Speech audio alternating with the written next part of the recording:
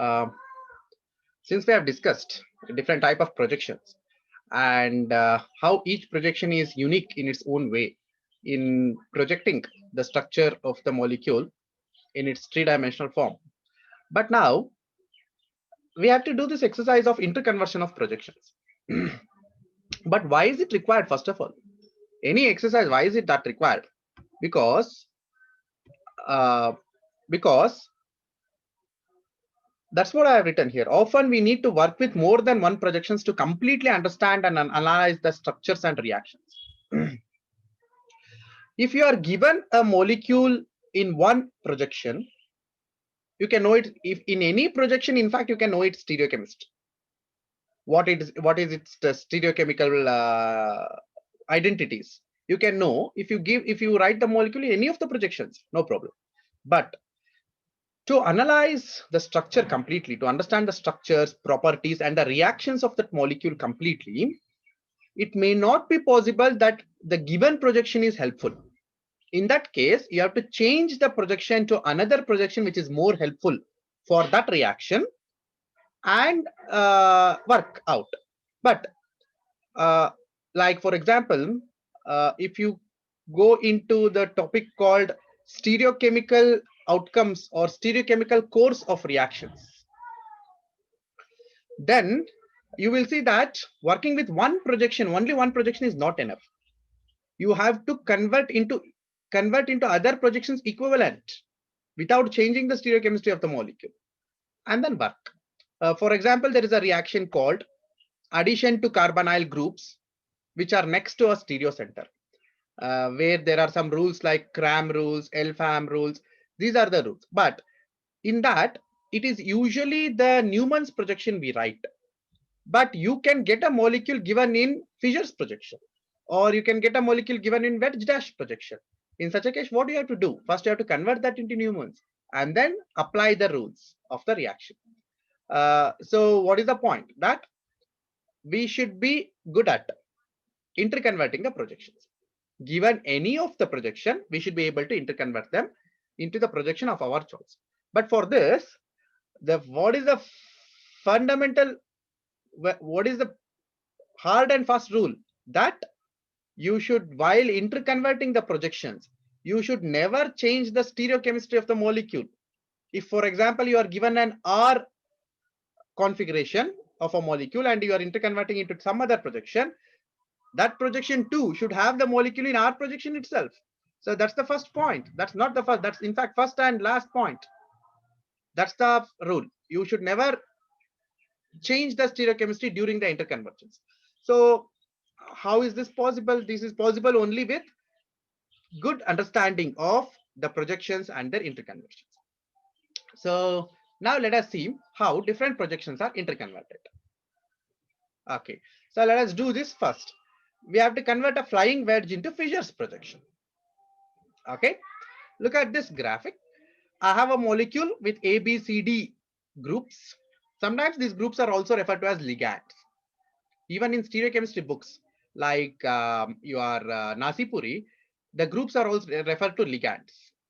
Okay, although ligands in actual sense we use for coordination complexes, right?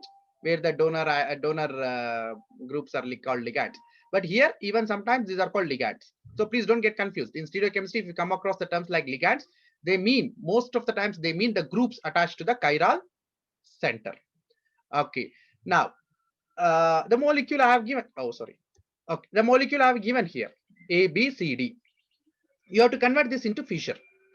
So what is the, what are the assumptions of a Fischer projection? That you should know first. The assumption of Fischer projections are two groups on a chiral center will be going away from you, and two groups will be coming towards you. Only the carbon will be on, that point will be on one plane. Two sets out of plane, two groups again out of plane towards you, two groups out of plane away from you. Okay, so how will you view the molecule to interconvert this wedge dash into Fischer? You view the molecule in such a way that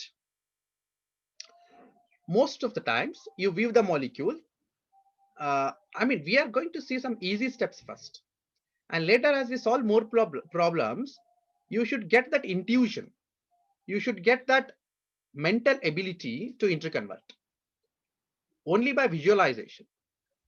Without following the steps I give now, I am giving the steps only for understanding at the primary level. But as you do more things on this, you should be able to do it immediately through your intuition. Okay, it's like, for example, something is given in one term, you can convert easily into another term, right? For example, if a distance is told in miles, converting into kilometers should be easy, right? Like that. Nobody uses a calculator for that. Okay, fine. Now look at this. The groups which are on the plane of the paper, I am referring to wedge dash. The groups which are on the plane of the paper, you send those groups away from you as you view the molecule. So keep your eyesight here. The groups which are wedged and dashed, bring those groups towards you. So these are the two groups away from you. These are the two groups towards you. So how are away groups represented? Okay. In fact, mentally you can write this diagram also. These two, as you see from here, these two groups will be coming towards you and these two groups will be going away from you. So once you have a diagram like this in your imagination, convert it into a figure projection. The vertical line and the horizontal line in any figure projection. Vertical line should represent groups away from you. Horizontal line should represent group towards you. So that is what we have done. Okay. So shall I repeat it? The groups which are on the plane of the paper, send them away. So see from here. Come at a picture like this in your mind and then convert that into features projection. Are you understanding this? Okay, fine. Are you understanding? Somebody can respond. Yes, sir. Yes, sir. Yeah, okay. Now look at this. One more compound. Where will you keep your eyesight now? These are the two groups on the plane of paper. These groups are out of the plane. Where will be your line of viewing? Where? Between H and B. In between. Yes, here. Where I am pointing back. Hydrogen. Yes. So when you have your eyesight here, which are the groups which will be going away from you? These two, COOH and CH3.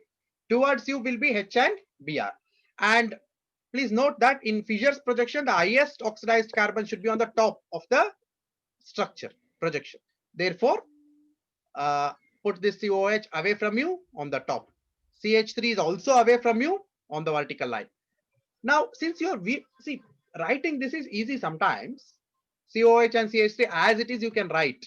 But when you're viewing from here, which group should be towards your left and which group should be towards your right? This is very important. If you interchange these left and right groups, that will be interchanging the configuration of the molecule. For example, if you are given R, you would be converting into S. Okay, you should not do that. So which one comes to your left, which one comes to your right? Of course, this is a molecule with one chiral center. There can be multiple chiral centers. So there will be multiple groups coming towards left and multiple groups coming towards right. Okay, you should have crystal clarity about this. Which group should I write on the left? Which group should I write on the right? So you answer to this question, which group should, of course, I've given the answer structure finally, but still you can do this. Since you're seeing from here, H comes to your left, Br comes to your right. So that's the interconversion. Now, yes. And this is the molecule where Jan dash, a bit complicated. Why? Because it has two chiral centers. Is it not? It has two chiral centers. Now, how to write the Fischer's projection of this molecule? As I told you, in Fischer's projection, the carbon skeleton should be represented on the vertical line, always. Is it not? The horizontal lines are meant for groups on the chiral carbon. So, which is the carbon skeleton? The chain containing the aldehyde group. So, COH, CH or C, only C, CH2OH, CH2OH, okay, CHO, C, CH2OH. This is the carbon skeleton. And where is the highest oxidized carbon? Here, aldehyde group. Of course, this is also oxidized carbon, but alcohol one level down. than compared to aldehyde. So simply I write a vertical line like this, giving the carbon skeleton. Put the CHO group on the top, CHO, C, C, CH2OH. Is it right? This should be easy. Okay. And of course, here I have written CH2OH, expanded the structure, but here I have done it continuously, no problem, CH2OH. And please note that the projections, the ligands or the groups, positions. Position means what? Like I was saying, where is it, towards right or left? These are the positions. The positions are important only for a chiral carbon atom groups, chiral center groups. So this and this. You can ask me, why have I not written this group giving importance? Because this is CH2, achiral carbon, achiral center. So don't worry. In achiral center, the positions don't matter. Whether the ligands are exchanged, there is no stereo optical configuration for this. You don't mind. But the chiral centers, you should be careful. Okay, now fine. Okay, where are you going to view the molecule from? Now the carbon skeleton you have written here. Where are you going to view the molecule from? Here, from here, actually. Is it not? Because I told you, while interconverting wedge and dash, keep your eyesight facing the ones wedge and dash atoms. Is it not wedge and dash groups? So you place your eyesight here. If you place your eyesight, if you keep your eyesight here, second carbon, OH comes towards your left, H comes towards your right. Okay, that's fine. It's easy now. But the problem comes here. So when you are keeping the eyesight here, given the way fissure wedge dash projection is written, where are these groups? Where are these groups?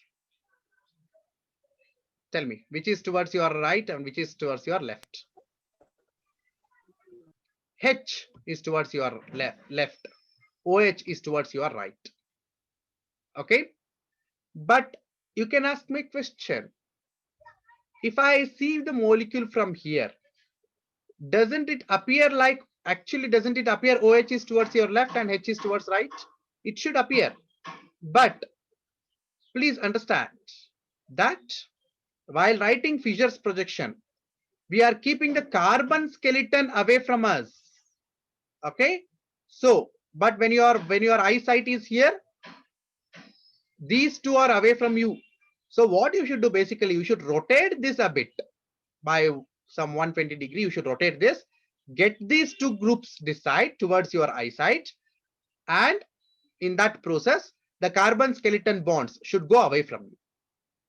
So you should write H left and OH right.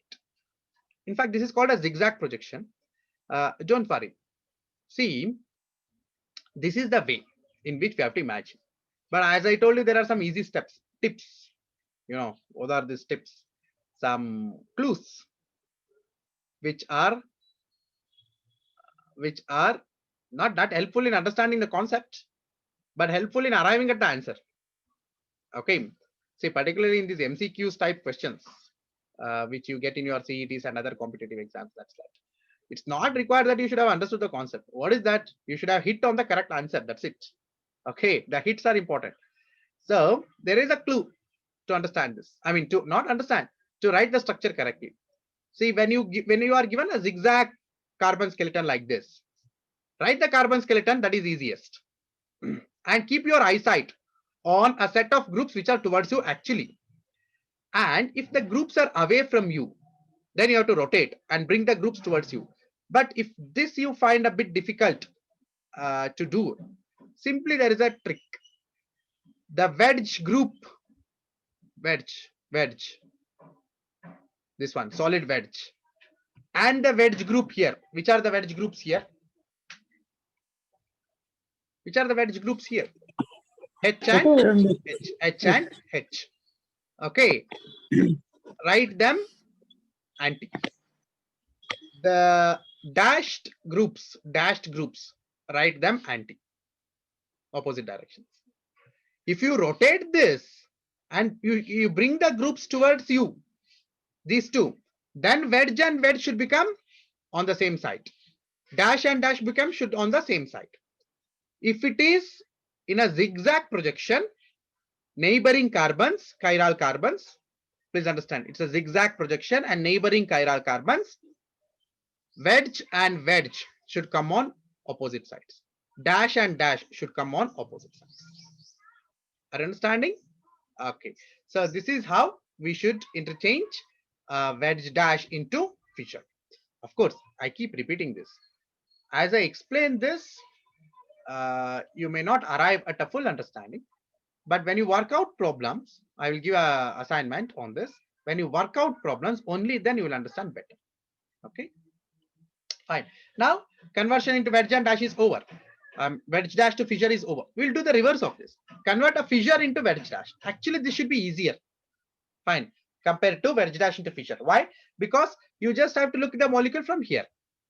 This carbon is you should have your eyesight here because the H and B are on the horizontal lines are towards you, right? That's the assumption, towards you. So, and the carbon skeleton should be away from you. So place the carbon skeleton on simple lines on the plane when you convert into wedge dash. So COOH, CCH3, COOH, CCH3. And since you are looking from here, H will come towards your left, Br will come towards your right. Is it not? Okay, fine. And look at this. I am now converting a compound written in Fischer's projection, but has multiple chiral centers and want to do a wedge dash representation of that. Fine. Okay. How will I do this? As simple as this. First, you're always viewing from here, right?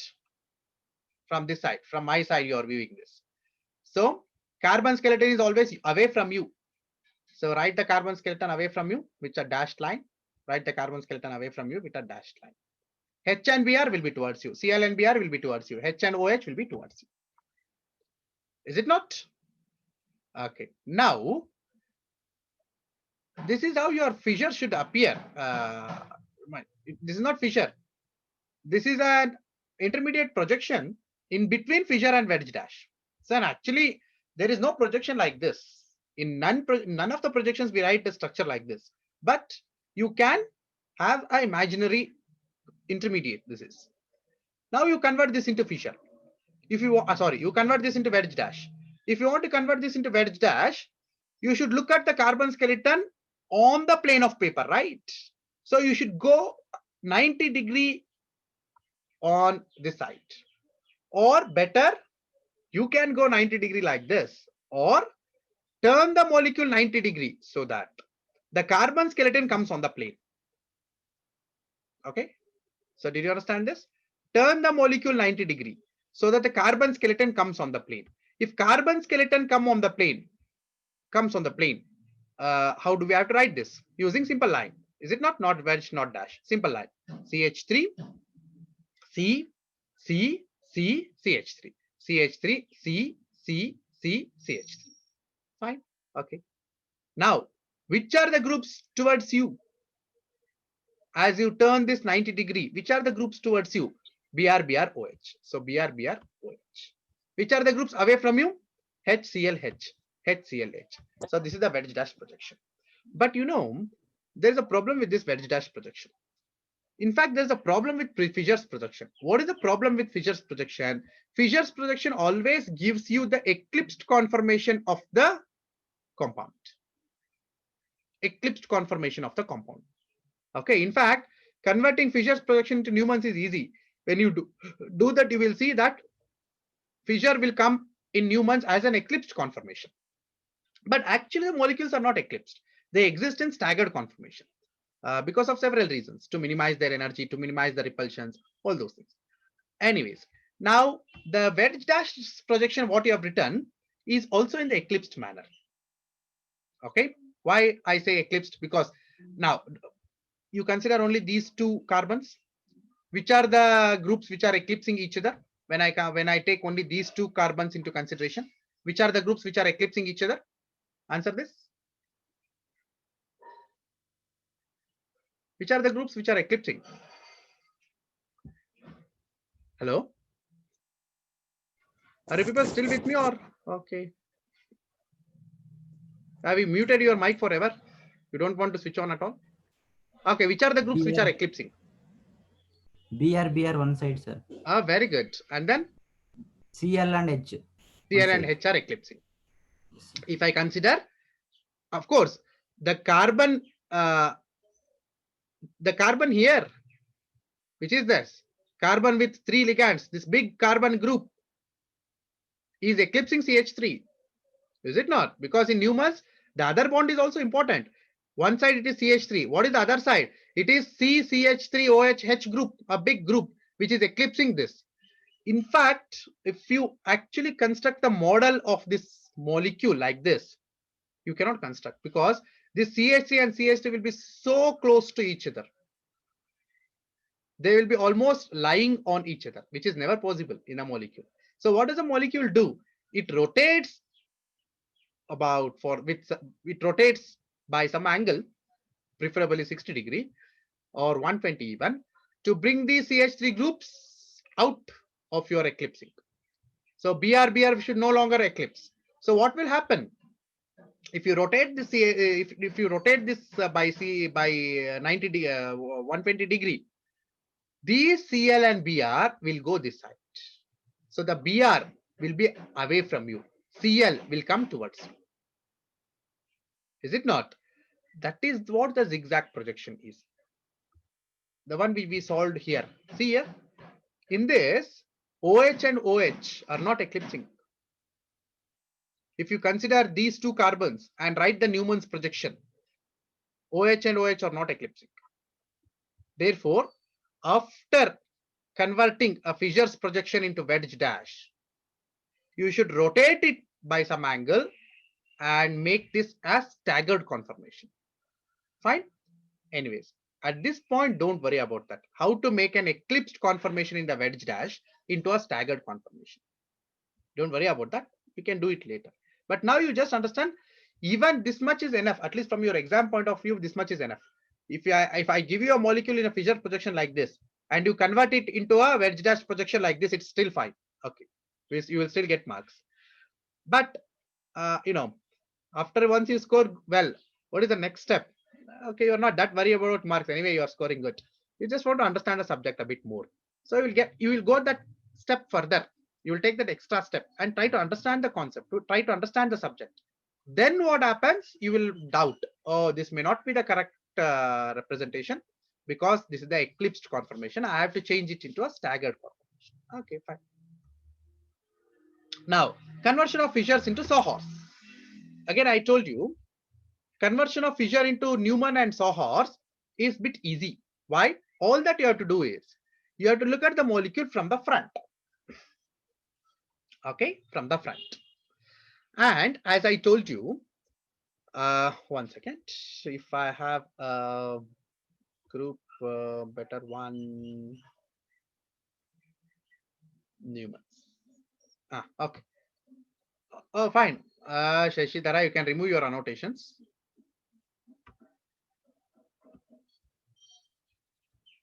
Okay. Now you look at this example. You look at this example.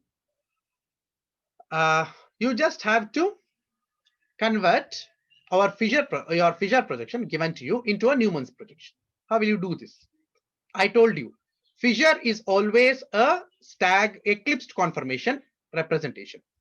In Newman's, you write the eclipsed only, because Newman's is the best conformation to write eclipsed and staggered, right? So from here, and carbon skeleton you place on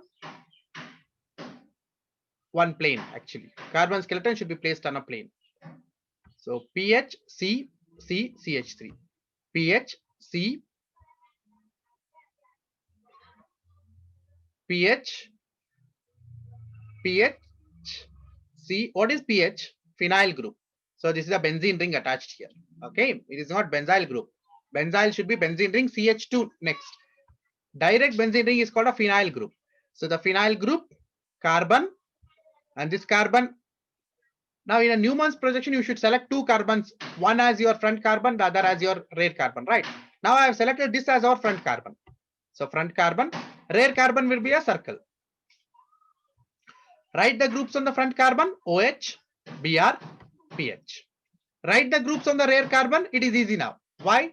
Because since Fischer's projection is eclipsed conformation, the OH is eclipsing NH2.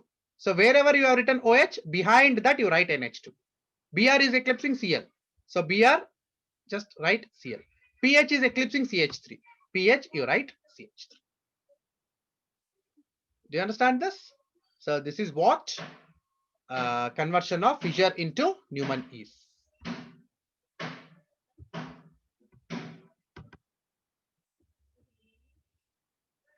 Okay. Yes, I have done the same thing here.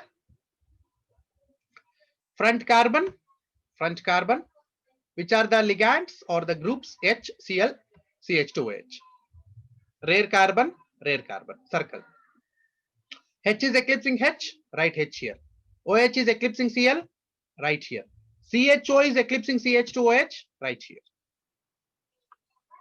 Is it not?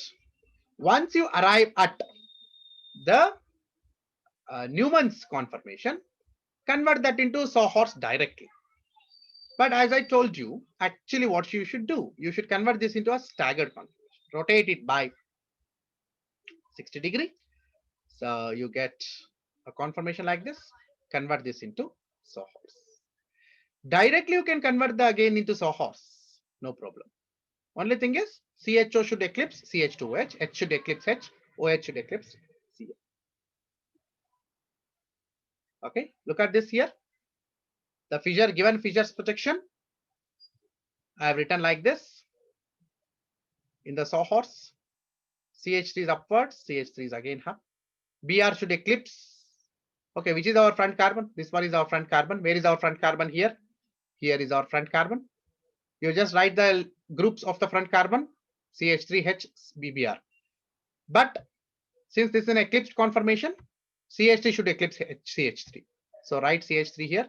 Br should eclipse H. So this H should eclipse Br. Again, this H should eclipse Br. Br should eclipse H. This is how we should write the Sawhorse projection of Fischer. Strictly speaking, if the Fischer is actually strictly converted to Sawhorse like this, rotation is the additional step you do. You can rotate it by 180 degree. Fine. The CH3 goes up and H comes here, Br goes here. Is it not? So this is one example of converting Fischer into Sawhorse and Newman. Fine. So this is what the slide is. In this, I have just interconverted different projections continuously into different directly, not continuously, directly. Wedge dash into Newman. How do I do this? You have to visualize the molecule from here. Take this as the front carbon. If you visualize the molecule from here, CH3. See, while you write the Newman's projection, first write off the groups of front carbon easily. That should not be difficult. You just have to put a dot and write different groups which are connected to the dot. OH, NH2, CH3. On the rear carbon, how are the groups arranged? For that, you take the help of eclipsed or staggered. Now, come to the rear carbon. Which are the groups on the rear carbon? CH3, H, Cl. Where should I write my CH3? Where should I write my H? And where should I write the Cl? That you should again go back to your viewpoint. In the way we are viewing the molecule, the CH3 and CH3 are on the plane and are anti-parallel. So CH3 should write a CH3 here. OH and Cl. OH and Cl are anti-parallel. NH2 and H are anti-parallel. If I rotate this by 180 degree, what happens? The CH3 will come down and Cl will go up, H will go up. Then CH3 should have eclipsed. But this is the actual staggered conformation of the molecule. So you should write the Newman's also in the staggered conformation. Fine? Of course. This is only the interconversions of Newman within the conformations. Don't worry. Now let us do the last exercise. How do I convert a Newman into fissure directly? As usual, pick the carbon skeleton. You write the carbon skeleton on the vertical line first. See, any projection into fissure, write the carbon skeleton on the vertical line. That's the first step. So CH3, C, CH3. CH3 is the carbon chains group. Dot is the front carbon. Circle is the rear carbon. And CH3 is the ligand attached to the circle. That means that should form the part of the carbon skeleton. So CH3, C, CH3. And now this is our OH. Where are you weaving the molecule from? Actually, you are weaving the molecule from this point, because the carbon skeleton should be away from you. Vertical line on fissure means the groups are away from you. So keep your eye in such a way that these groups are away from you. The groups are away from you. So if this is your carbon, if you are weaving from here, Cl will be on the left, H will be on the right. Once you do this, it is easy. Which is eclipsing? Cl and OH. So write on the same side. H and NH2 are eclipsing. Write on the same side. Okay. So if you are given a Newman's projection in staggered conformation, then convert the staggered into eclipsed first and then write the fissure. Do you understand?